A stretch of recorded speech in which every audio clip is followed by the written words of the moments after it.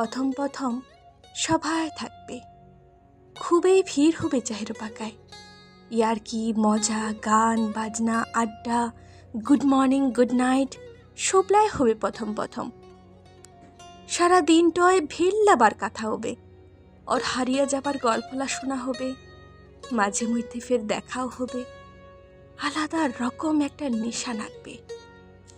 তারপর আস্তে ধীরে যেসুমকা কটলায় জানা শেষ হয়ে যাবে, নয়া নয়া কোনো গল্প শোনাবার বা শুনবার থাকবে নি, কেদুরও আর ইতিংনাও রহস্য থাকবে নি।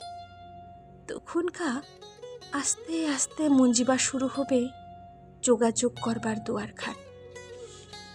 আর কথা হবে নি, গল্প হবে নি, কোনো গুড মর্নিং কোনো গুড নাইট কহা হবে নি। তাতে করেই মাস কাটিয়া যাবে, আর দেখবেন কোন বেলকা বছরটাও কাটিয়ে যাবে।